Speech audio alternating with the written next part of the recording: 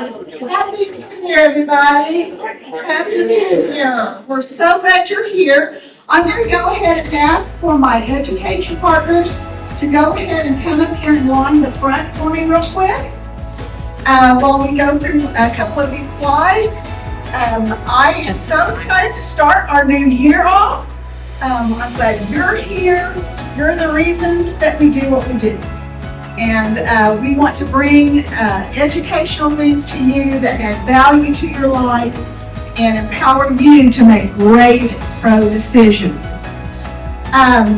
These are my education partners. Without them, they provide a free seminar for you. We do all the advertisement, all the branding and everything is up to them. Plus, they're a wealth of information, right? They're a wealth of information for you separately. You may say, oh, that's a community, I'm going to that community, but they have a lot to offer you even about downsizing, seniors, everything. So they're all experts in a lot of different fields. So I'm going to let them do a really quick intro to you so that you'll see their familiar faces when you go visit with them later,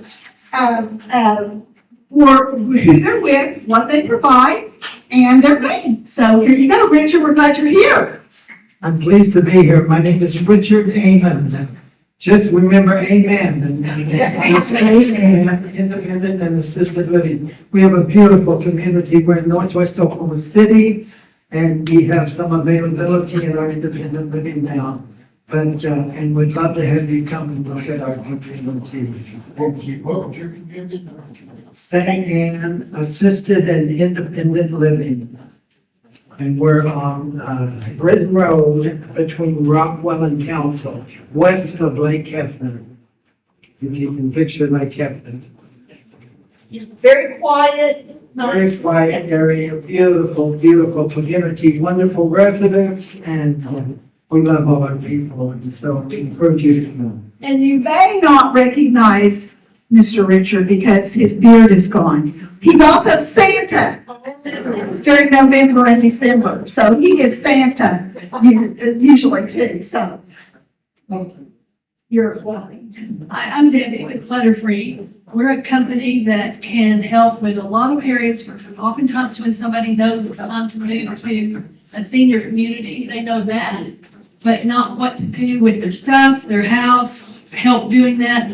We can come to the facility you decided to move to and do a space design to see how much of your furniture and belongings will fit, what won't fit. Then we can do packing, unpacking, to help with the downsizing, estate sales, cleaning, just about anything that you need done, we can help with that. And I can add, my parents lived at St. Anne's for a while. It is a very nice place. I do not pay them. You didn't even know, probably. Good morning, I'm Paula Brooks, and I'm with Bellagio Bradford Village. We're located right down the street on Danforth, on Boulevard. We sit behind the Bradford Village Healthcare Center on 23 acres. We're an all-cottage independent living with attached garages, that's important. And we also have assisted living, so Bellagio Bradford Village. Hi, I'm Tim Lowe with Guardian Financial Group, and I do long-term care with life insurance and annuities. And there's a lot of new stuff out there. You don't have to die to use it. If you don't use it, you pass on to your children. And there, we got some guaranteed issue stuff. There's all kinds of stuff. So Tim with Guardian Financial Group. Thank you. Good morning. My name is Carla, and I'm with Concordia. We're a retirement community very close to St. Anne. So we're on between, like you said, between Rockwell and Council on Britton Road. Lovely community. We've got every level of care there. We're what they call a CCRC, which stands for Continuing Care Retirement Community. So we've got independent living, assisted living, memory care, skilled nursing, and long-term care. So we fit just about every need that you would have. We do have some openings in independent living right now, which is quite unusual. So come by and see us. We'd love to have you there. Good morning, I'm Terry Billen, and I'm a volunteer for Villages of Oklahoma City. We are a plan, not a place, We offer resources and all kinds of expertise for those that are trying to age in place and age at home. My name is Mark Cope. I'm with Nerve Renewal Neuropathy Clinics, and we offer a drug-free approach to treating peripheral neuropathy and other nerve-related issues. We have 6 locations around the metro, and several others around the state. But come by and see me at my booth if you have any issues with neuropathy or know anyone who does or can have some questions. Thank you. Hi, I'm Bethany from Right at Home. My partner here is Greg. We do in-home caregiving, so we come in and do help you age in place or help you in a community if you need more support. We can help from anything to transportation to doctor's appointments, pet care, up to if you're starting to need help with personal care, going to the bathroom, things like that. Bethany from Right at Home. Hi, I'm Melissa Patterson. I'm with Spanish Cove Retirement Community. We are also a CCRC and have all the levels of care. We're located in Yukon. We have cottages and apartments in our independent living, and we do have a few openings. And we'd love to have you guys come out and tour if you'd like. Good morning, Greg with Right at Home. Bethany, we're partners. We cover the whole metro for what we do, and this is our second year to be involved with this series, and I think you'll find it a great place for information, and we are glad to see everybody this morning. It's a beautiful day. Good morning, everyone. I am Cindy from Neighborly Wellness Clinic in Edmond, and I work alongside my husband. We are the gut health specialists. We age quick and we decline quick when we're malnourished. And so we also teach about nutrition. We help people get to the root cause of what's holding them back. Good morning. I'm Sharon Fitzpatrick. I'm with Local Insurance Advisors. And turning 65 and Medicare is very time sensitive. There are times that you can sign up that you didn't need to, that would cost you money. And there are times to sign up, if you don't sign up, you're gonna lose money. So I try to help you. I do the needs analysis. We figure out what you need, what you don't need, and where you go from there. So thank you. Good morning. My name is Elisa Perry. I'm with Well Preserved, and I'm a health insurance agent professional. I specialize in Medicare, life insurance, and funeral plans. We have a couple offices in Lower Oklahoma City. I live in Arcadia, so it's not a big deal. I do live on this side of town. I help people navigate through the Social Security system and through Medicaid. If anybody needs help getting extra help with the state or with Social Security. Thank you. And you were totally fine. Yes, I am. Very good. I'm so happy to see you. I'm Linda Sargent with Directors Life Assurance Company, and I'll heavy on the life because I'm toward the end. And so I help people with their final expenses, as well as finding the perfect final home for you, which is a funeral home, because we'll all need one at some point. So it can be a happy experience if you do it in advance. And I'll remind you of that over and over again. We'll do it in advance of the tears to help your family. So is that what you were looking for, Connie? Okay.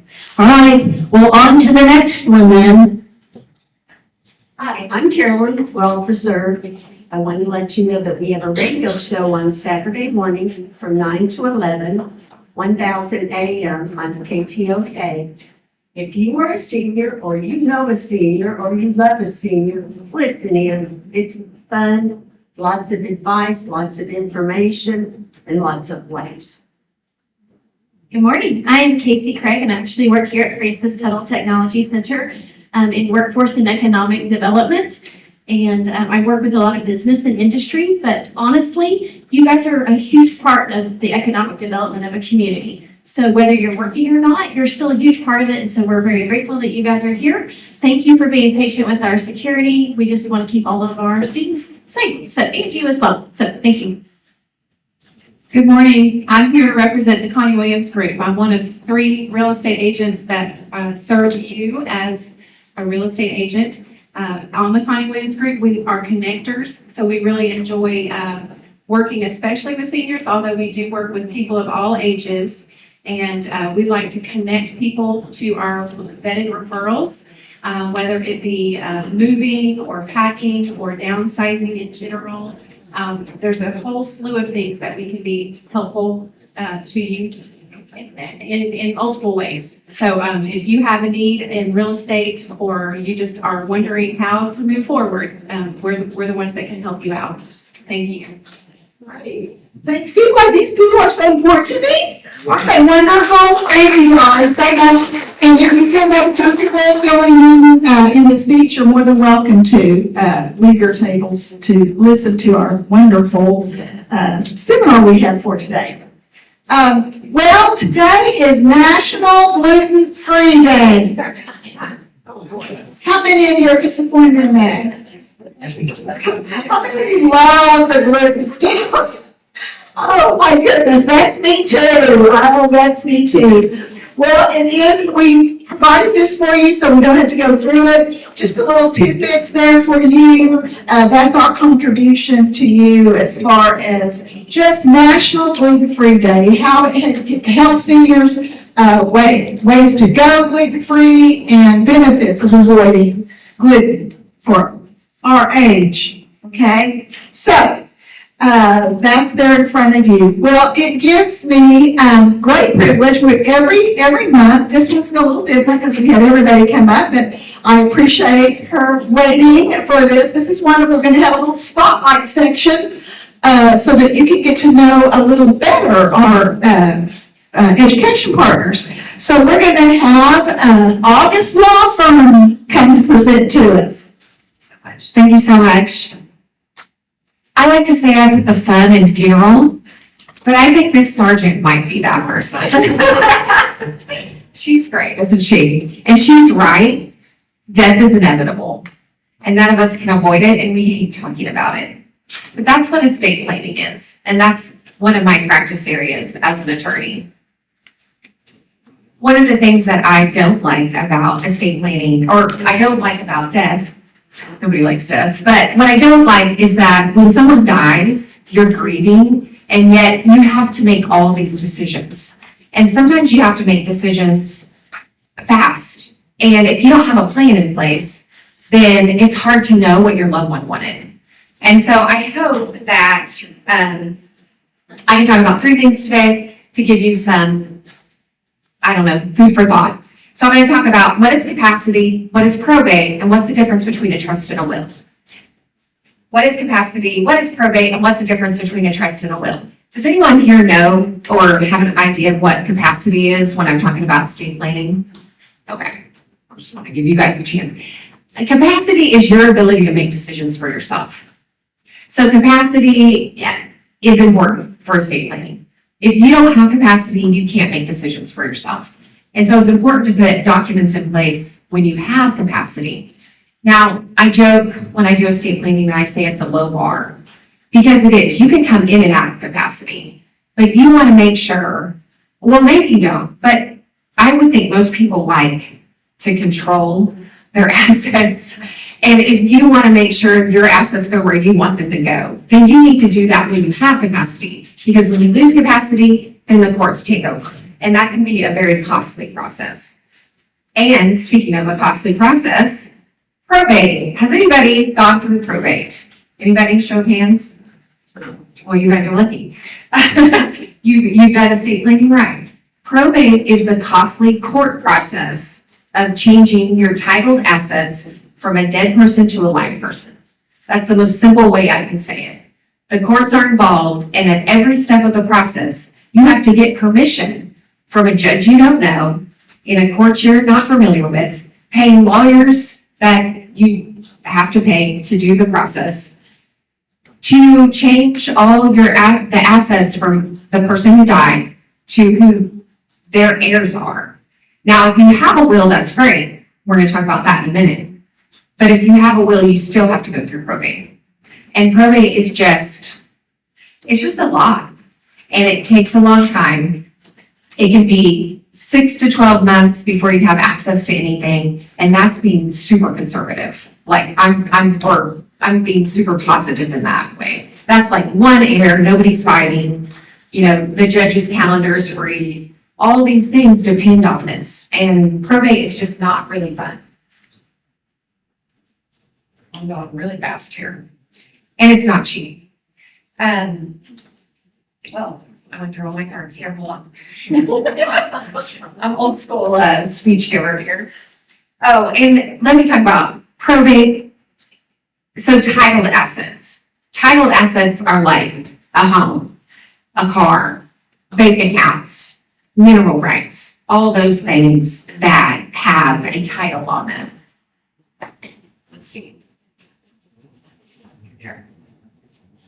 So my myth number one is that with a will, you can avoid probate. That's not true.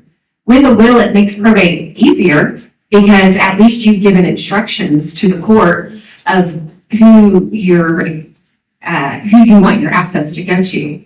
But you still have to go through the probate process with a will. Which brings me to what's the difference between a will and a trust? And I made these handy little cards for you today. Here, I'll pass it. Okay, awesome. So, let me grab one, sorry. Okay, so a will and a trust. I know you've heard these terms, right? So, everybody knows what a will is. It is the last thing you say, right? It is, but you may not know that there are all these formalities that go with a will. You have to name your family. You have to name your children. If you want to disinherit a child, sorry, I know nobody likes to talk about that, but it happens more often than you think. You have to expressly say that. You can't just not name them in the will. If you have a child that died before you have to name them in the will. There's just all these formalities that go with a will. It has to be notarized. It has to have 2 witnesses, and the notary has to witness those 3 signatures. The witnesses can't be related. They can't benefit from your will. They have to be independent. They are witnessing that you have capacity to sign a will. And they're also witnessing that you understand what you're doing that day, right? It seems simple, but it's very, very crucial. So that is a will. It's public. So when you go through probate, you have to, your will is in a court record now. You don't get to keep it. It goes through the court, and it's out there for everybody to see. Trust. I think the number 2 myth that I hear about trust is that I am so sorry. But yes. Oh my God. Okay. We only have 5 minutes for this. So this is a good reason to look over this, and if you have questions, visit over at the table. She's up here as our spotlight education partner. But she handles all of these things for you that she just talked about. So thank you so much. That was very, very informative. So you get to know what you expect by talking to her. It was a quick lesson, really. I think that's a big question that people have between is a myth is that if I have a will, everything's taken care of. If it's not in a trust, if I have a will, I don't have to go through probate, and that's false. So that's a good thing to learn today. All righty.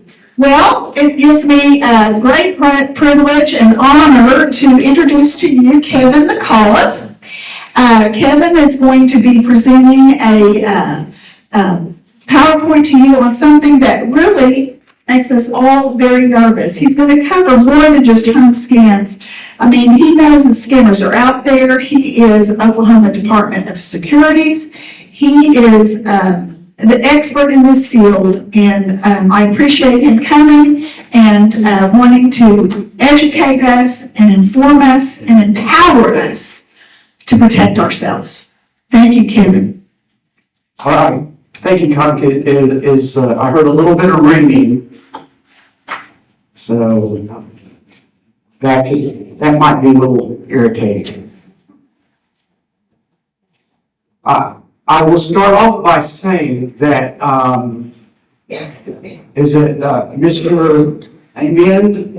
Amen? We're gonna have a talk afterwards. You may have just shattered the whole Santa Claus thing for me.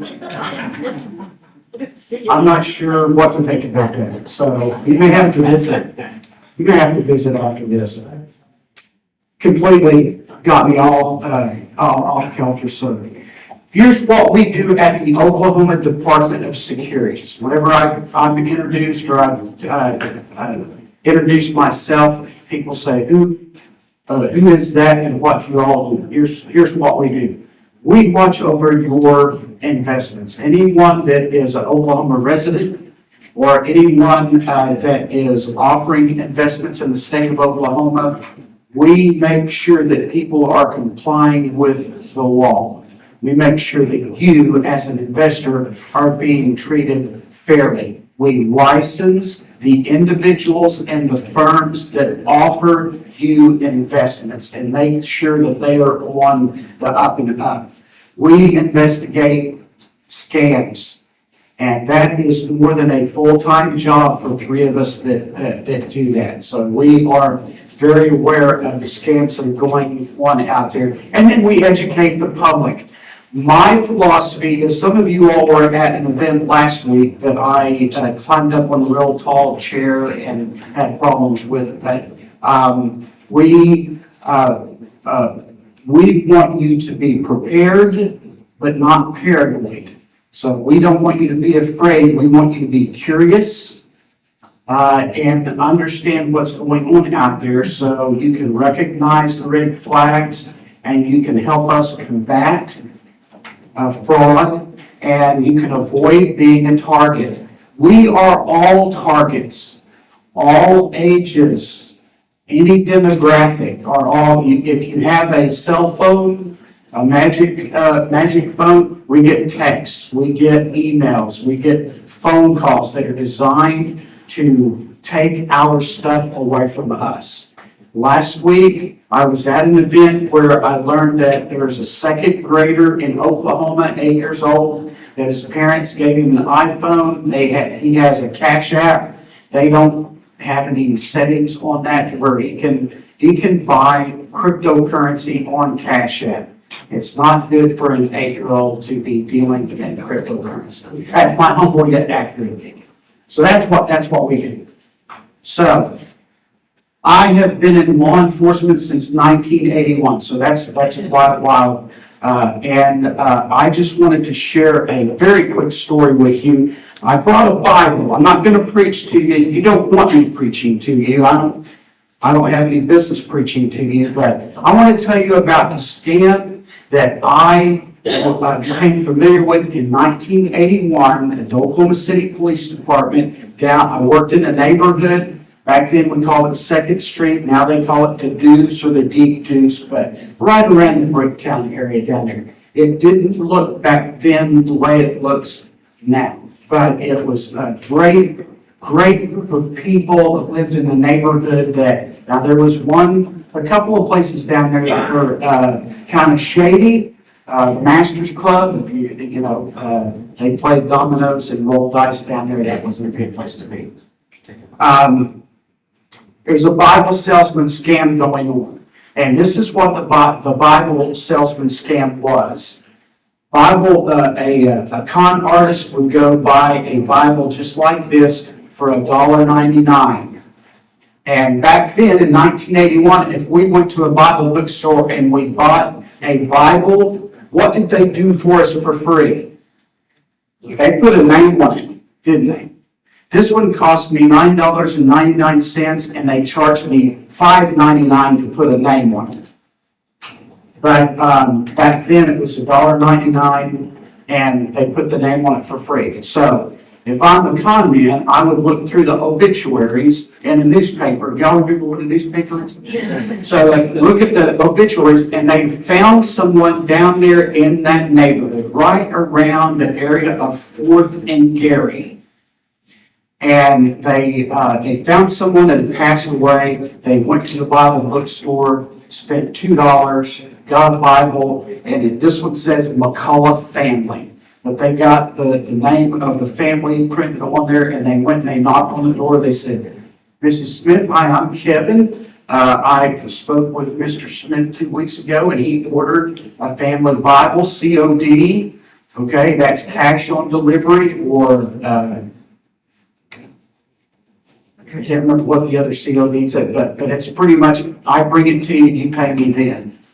So Mr. Smith ordered this, and he was very excited to have your family Bible, and it's $50. And it's, well, I didn't know anything about it. Mr. Smith passed away. Oh my goodness, I'm so sorry. Well, I had to pay for this myself, and Mr. Smith ordered this, and I don't know. And so people would scramble to pay me, the con man, $50 for this $2 Bible. Okay, so I made $48 off of that. Now, that is a crappy way of making a living, and that's putting it politely. Okay? So, that was my first dealing with a con man. That was my first dealing with the scam. But now we have, I'm going to share with you some ways where, some more creative ways that people have come up with to steal our money. This young man right there, that was the young man that was dealing with the Bible salesman scam. That's me in 1981. Okay, I was ready to, I was still the same height this way, but a different height this way. I was 127 pound, ready to rid the world of crime, and I did not do that. I did my best, but I did not do that. But the Bible scam started in the late 1800s, early 1900s, and people were going around and to our rural communities, the area down there at 4th and Gary, there were, I think, 3 churches right there in that small area, and they could tell by reading the obituary that the family was religious. They were going door to door, and now we do not, the scammers do not have to go door to door anymore. I mentioned our phones, on our computers. They are reaching out to us in different ways. Some of the homeowner scams, they are still going door to door. But why are we targeted as seniors? Yes, I'm in the senior. Okay, so why are we targeted? Well, most of us are pretty stable in this time of our lives. We have equity in a home. We've gathered some assets, and some of us are become very trusting in our older age, and we are very. My parents used to tell me, "Don't talk to strangers." But now what my parents do, if some stranger comes up and knocks on their door, they invite them in, they give them homemade cookies, they pour them some sweet tea, and they don't take their own advice. Public records make us as homeowners very easy to identify. They can go on their computer, they can look up on the county websites, they can look us up and see if we own our home or not. There are life events that happen that our children move away, our children's children move away, they start their own families, and we are many times left at home alone. We are lonely, so when someone comes along and they want to befriend us, it seems like they want to develop a relationship with us. If we are isolated, then many of us feel uncomfortable being alone, and so when someone comes along and wants to develop a relationship with us, many times we will give in to that, and sometimes let our better judgment kind of slide to the side. So here's some of the common scams that we can see. Romance scams, cryptocurrency scams,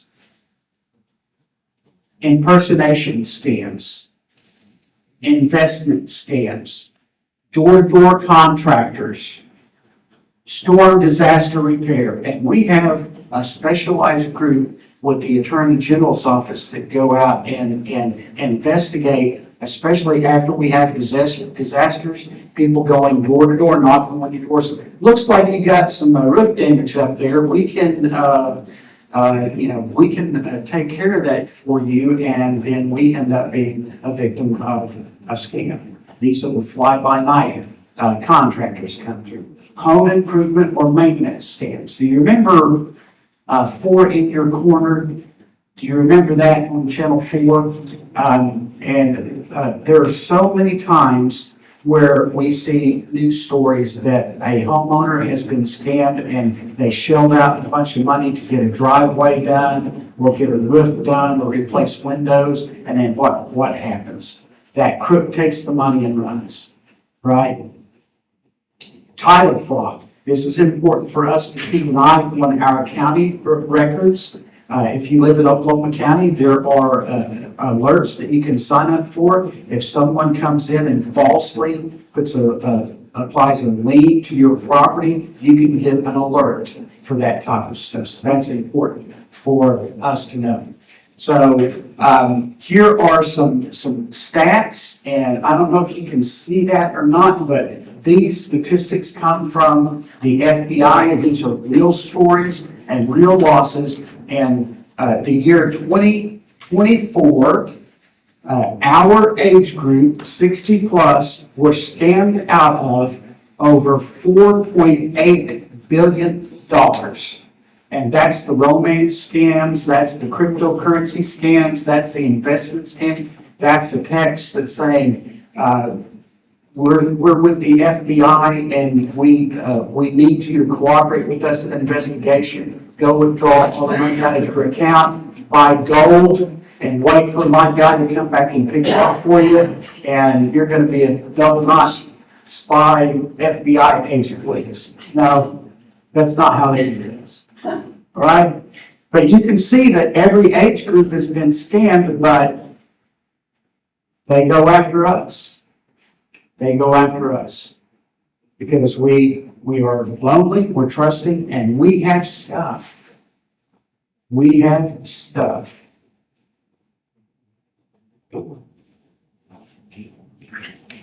So that's the median loss per victim is $2,000.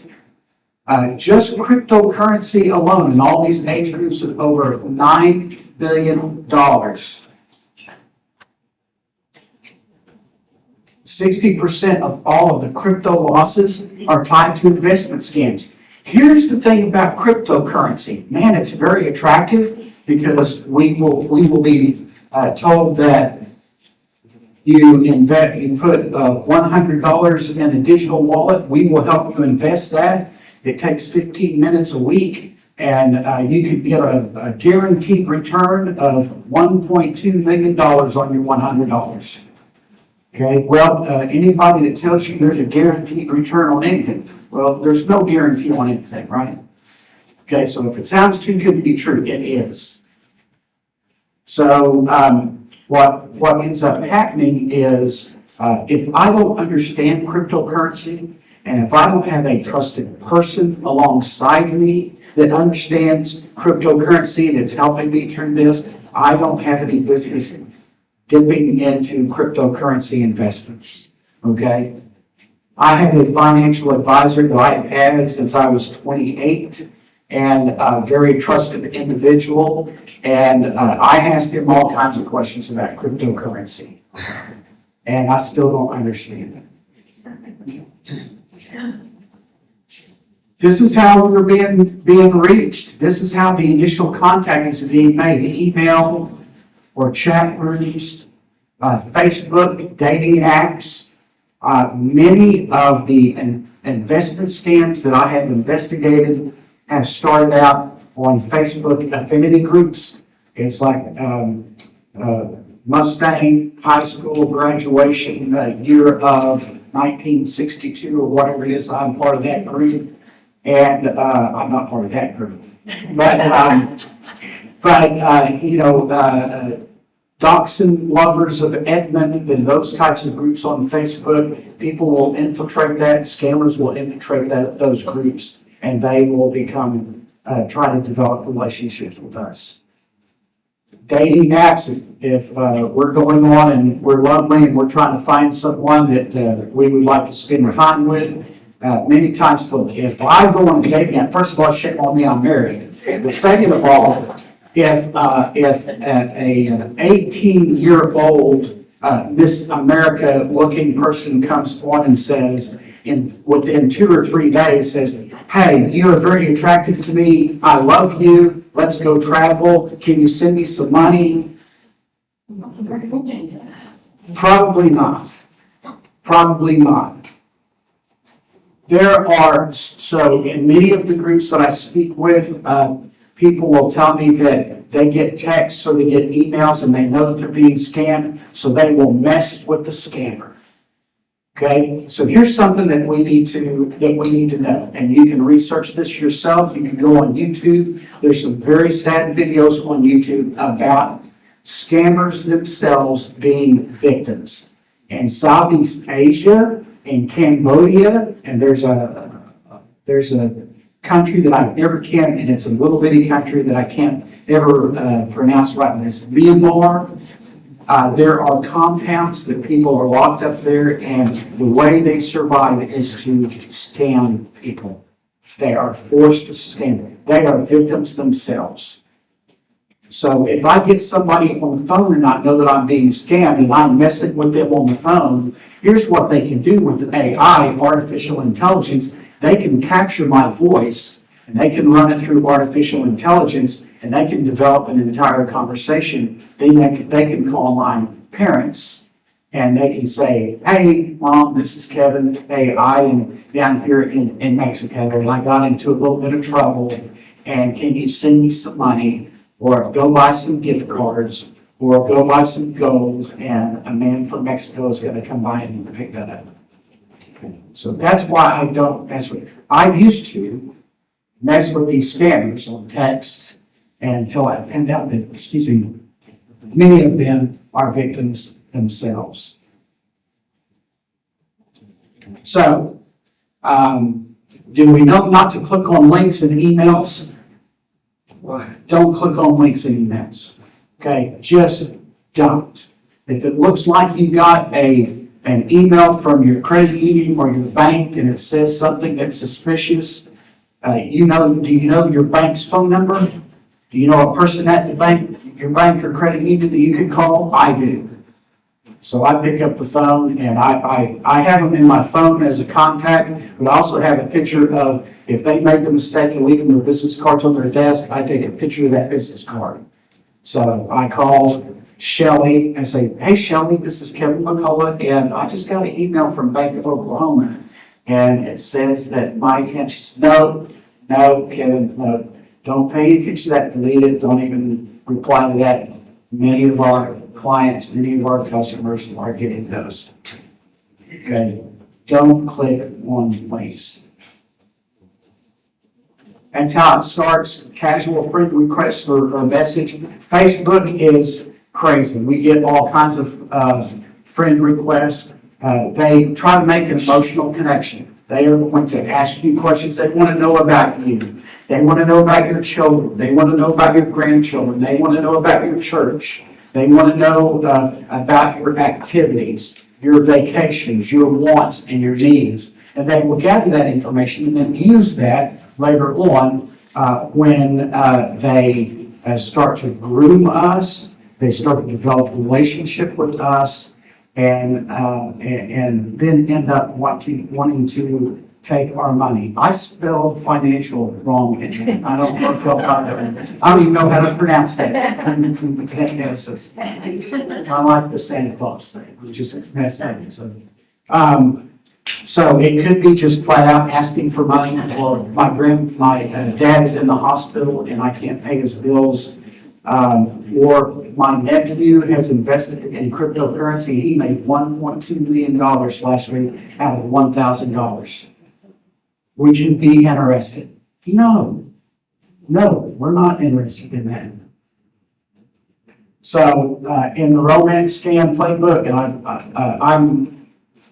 I've already gone over on time. You're okay. Okay, You're all okay, right. 'cause we did a lot extra. All right. So, I wanted to make sure that, you hear about, how some of these scammers, do this. They have fake profiles. They steal people's, photos, or they create photos through artificial intelligence. And they build that emotional connection with us. Because again, if we are, lonely and someone reaches out with us and wants to be our friend, most of us are naturally wired to want companionship, to need companionship. And then, just as I said before, they introduce that hardship or emergency. They request funds from us. And then once we've sent them all that we can send, and they will milk us for all that we have. They will take everything that we have. And once we send them that message and say, they will suggest, well, go out, we'll sell your car. You said you don't need your car. Well, mortgage your home. And once they have taken everything, then boom, they cut us off and then they move to the next potential victim. Here's what happens on the investment trap is whether it's through Facebook or chat rooms or it's just a text. Sometimes it's even maybe in person. We see fake trading dashboards. There are 2 that are still up on Facebook right now that I have investigated in the past where it's they will teach us how to trade crypto. So we pay them and we go through classes and they have fake websites and they assign us a mentor or they assign us an advisor, and they will go through the process with us, and then they say, we're ready to start investing for real. And they set up an account for us in their fake website, and we are just sending them more money, and more money. So it will show they will have a fake digital wallet for us. And it looks like when we log into our platform, it looks like we're making millions of dollars. And it's all fake. It's all fake. Once we start asking them for some disbursements from that account, here's how their plan goes. Well, okay, you can do that, but you'll have to pay the taxes on that up front. And there are some early withdrawal fees. And then boom, boom, and just on and on and on. And we can't take that from your account. You've got to pay us that fee and more thousands of dollars, tens of thousands of dollars until we're just, the well is completely dry. And then they disappear and move on to the next victim. Some of the tools that they use to deceive us are, we talked about the artificial intelligence generated profile pictures. Also, deepfake video calls. They will call us from another country. They may not even speak our language, but because they run it through a process or artificial intelligence, it sounds like somebody's calling us from Tulsa, Oklahoma. And then websites and fake domains, these people are very good at what they do, and they come up with websites that look real. They look real. So, some of the psychologically behind these scams, and I'll wrap up with this. If they have developed a relationship with us, we become friends with them. We've shared some details with them about our lives. They get to know us, and then they reach out to us and ask for help. Sometimes we have a sense of obligation to them. There are some financial experts in quotes there that reach out to us and will help us invest. They guarantee certain returns. Sometimes they identify themselves as law enforcement or the federal law enforcement, the FBI, the IRS. The offers that they make to us, look, it's available today and today only. We only have a 15-minute window where we can get in here and really make some money off this. And then again, we have shared some personal information with many of these people, and many times we find ourselves falling in love with this person and we've never met them. Sometimes they are blackmailing us because, and I'll be honest with you, many of the scams that I have worked, we have shared intimate things with this scammer. We have traded images with them. We don't want anybody else to see, and they will blackmail us and threaten to send those to our loved ones, our fellow church members.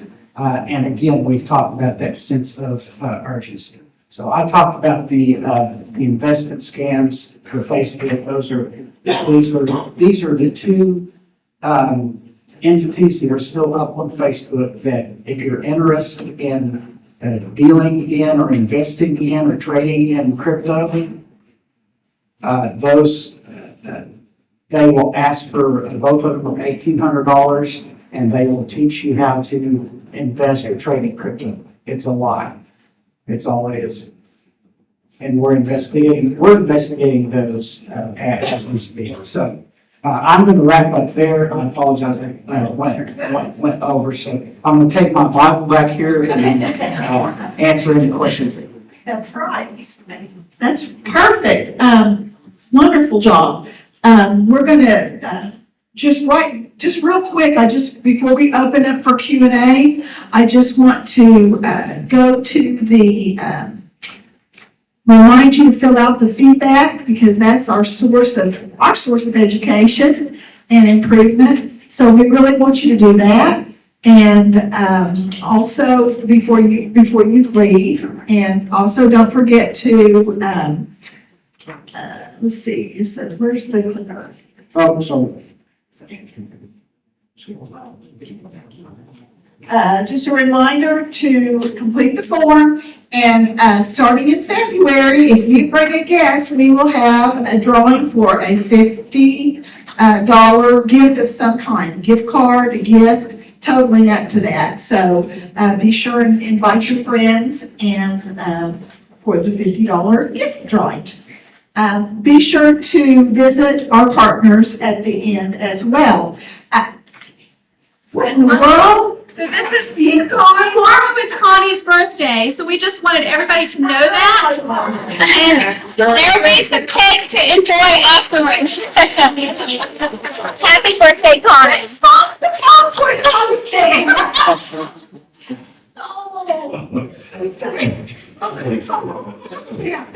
And guess what? I'm 65. There you go. Medicare, here I am, right? So anyway, I love working with all of you. So we're going to move on to the Q&A questions, and make sure, I want one of you guys to come up and have a mic too, so that wait till we come to you with the mic so everybody can hear the questions, okay? That you may have for Kevin. Kevin, come on down. The first thing that I have to ask, just real quick, I want to ask you, for example, on our phones, right, people calling, if we don't recognize the number, should we not answer that, just let it go to voicemail? And if they leave a voicemail, does it hurt for us to listen to the voicemail? All right, so that's a great question. I would suggest that you do not answer a number that you don't recognize. If it goes to voicemail and they leave a voicemail, it's perfectly fine to listen to the voicemail. Last week during an event, we learned from an iPhone expert that if you mistakenly answer that call, if you don't recognize it, you mistakenly hit the green or the slide over or whatever, let them speak first. You don't speak. You don't answer. Let them speak first, because what happens is then they say, hello, hello, hello, or they may not speak. And if you speak, like I mentioned before, they can capture our voice and just with a couple of words can mimic our voice through artificial intelligence. So I would not answer the phone at all. Great. Okay, your questions. Does anybody have any questions?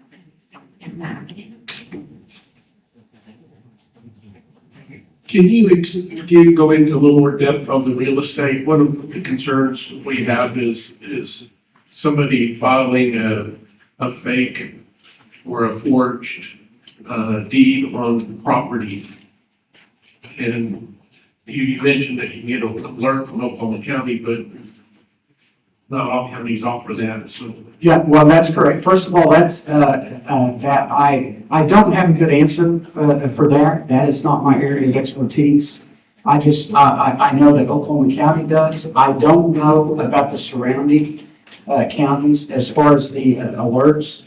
But, I don't know. Connie, do you all have a good answer for that on these? What we suggest is calling a community title company and asking them for procedures for things like that, because they have numbers, they have direct things that you can call the state and the property search, for example, that type of thing, and call them. And they have title companies delve into your titles all the time. And so they know the secure numbers to call, the secure places to contact. And we have, one of our sponsors is Legacy Title, and I was hoping they would be here today, but they could not. But we will try to email that information to you. I'll try to get that, a sheet of that, of important numbers to call if you feel like you've been affected in that manner. I will mention real quick before we get to the next question that I've got two handouts here, one specific to cryptocurrency fraud, and then I have one handout that I think is it's very important for us on developing trusted contacts. This is important for us to for our financial advisors, our brokers to provide them our trusted contact information, personal contact, and it's not something that anyone that makes decisions for us. It's just a trusted person that we can bounce things off of when something happens or we feel that we're a victim of a scam. But also for our financial institutions, if they are not able to get a hold of us when there's suspicious activity going on in our accounts, they can contact our trusted person and they can interact with us. So two handouts for you over here at my table. Oh, no, we're passing those out. Okay, great. Thank you. Any other questions? If it seems too good to be true, It is. it is, okay? All right, if you don't understand cryptocurrency, go with your trusted financial advisor and then if anybody wants to break the news to me about Santa Claus, gently, you can hit that. Yes, sir. Yeah, maybe this is something for your IT person, but when you receive an email, you did not expect, and if you open that email, see what it's about, and then you delete it, does that signal the other end that you see this email and something will then keep sending you something? Well, the answer is yes, okay? So the nice thing about most of the platforms that we use to view our email, you don't have to open up the email to see what it's about, okay? So we have a preview window, so we can look, and if it doesn't have anything to do with us, that we don't open it up, okay? If we open it, okay, if we read it, if we look at it, then there are ways that the sender can see that we have opened it, we've read it. And there are ways that they can see that we have deleted that as well. So I don't, if I receive an email from MidFirst Bank, I don't bank with MidFirst Bank, okay? So I just go right past that. Okay, now, if the email also has, you can get it and you delete it, and then you get another email day later, and, or this keeps up for a couple days or a week.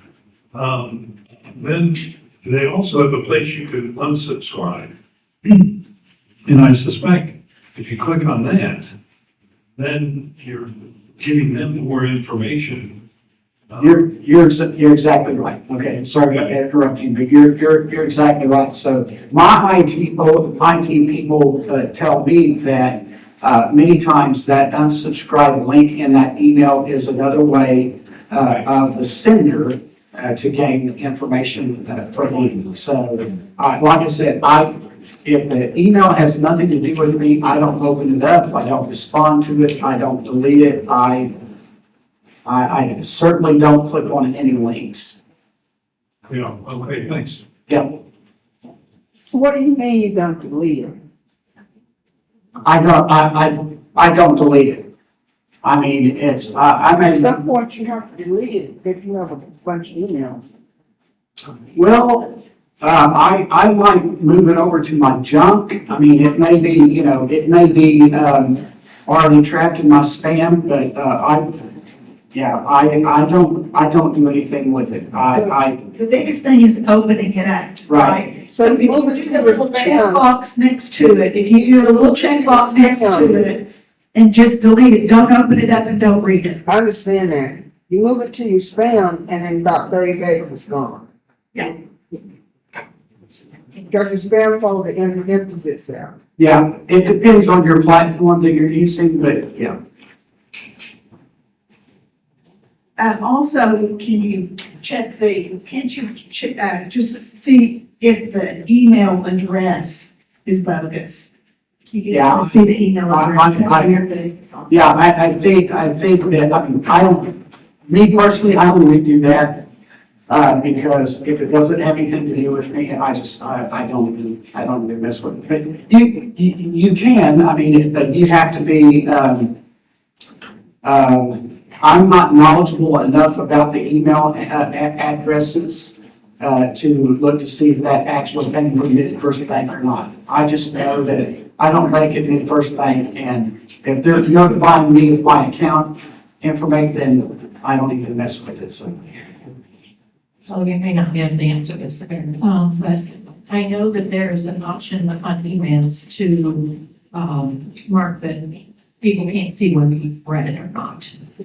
Would that be something that you could use, or? Yeah, so is that in your settings? I don't know if that's in Outlook. Okay, so yeah, that might be something that you're able to do. That's great. Also like a message too. I think we can do that on the message too. But I mean, scanners Yeah. don't see that, that's I. That, I can't answer that question. I don't. And it's really unsafe to leave your computers up too. Always, leave it, right. Always try to, which this is really, I'm really bad about that. I'll just shut it, right? But really exit out of if you've gone in to check your check balance or something like that, always log out of that page. I had a question about remedies. So your office investigates these scams, but people don't get their money back. Is that correct, or is there any remedy for them? So, the attorney answer, and I'm not an attorney, but it depends.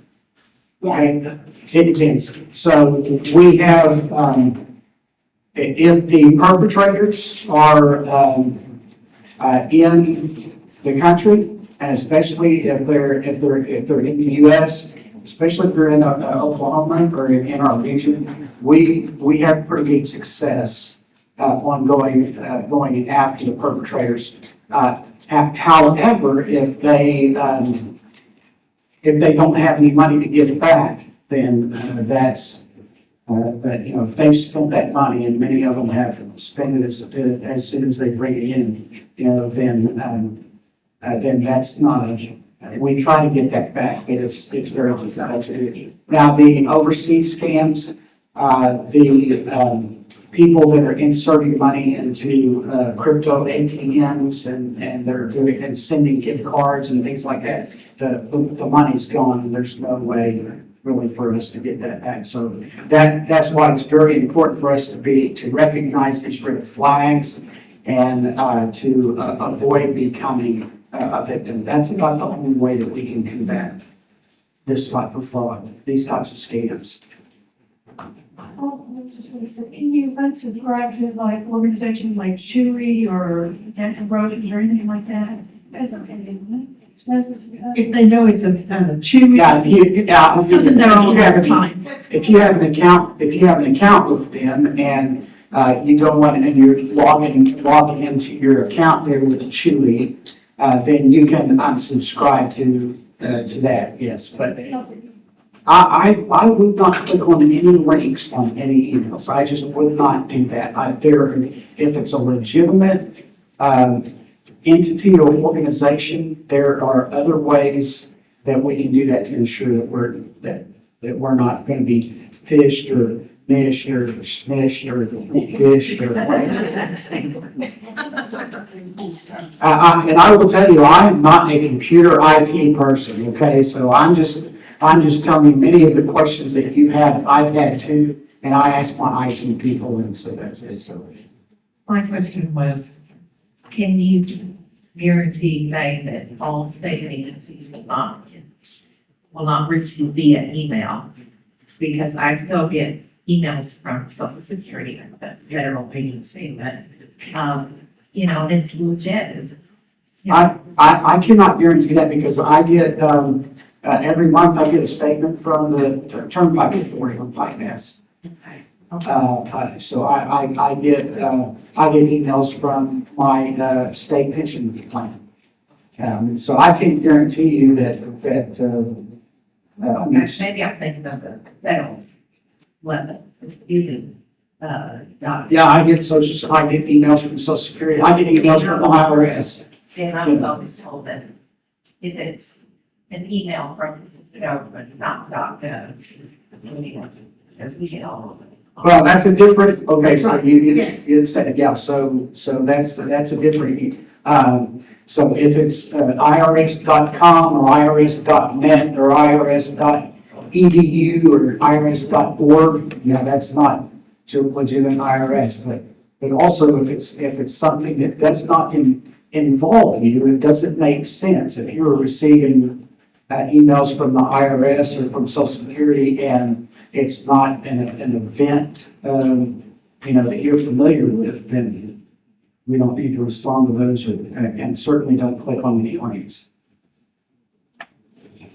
And they will never call, right? When you get the calls that say, you have a delinquent notice for, your taxes or something like that, always don't respond to those. And they will never ask you to pay for anything via gift card. They will never ask you to go to take money out and go to a crypto ATM. They will never ask you to take your money out and go buy gold and wait for their agent to come by and get that from you. They will not. And we can, it is funny, but it's not, because every day that is happening. People are standing at crypto ATMs at casinos and at small shady convenience stores, and they are feeding $20 bills into crypto ATMs. And yeah. I have a question. So, there are times when you have to reset your password and they send you a link to reset your password. You must have clicked on that. Correct? Well, I think is that something that you requested? Yes. Okay, yes. All right, then, yeah, that's legit. I would say almost 100% of the time, if it's something that you've requested, and I just had to do that. And also, Kevin, like you said earlier in your presentation, it never hurts to pick up the phone and call in directly. Right. And say, hey, I received this, is this legit? Wow. Yeah, talk to this person and then hit this number and hit that. That's true. Yeah. It's frustrating, isn't it? Maybe sometimes they have some good music that you can listen to. Anybody else? You said you never click on a link. You said Yes. you never click, so if you're expecting a link, you're expecting something, you click on that. Right. Yeah, I don't know, and again, my background is investment fraud, so, I'm not an IT person, but I'm telling you, I would never click on a link in an email. I just would not do that, because I can, even if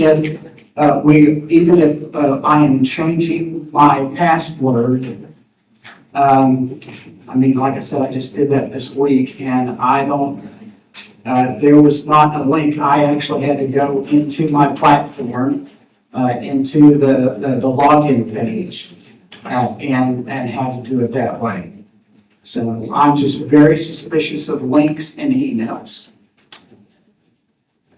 I'm not a very trusting person. And if you know the person, if the person says, for example, my assistant says, I'm sending you a link to the PowerPoint, which obviously she's focused one.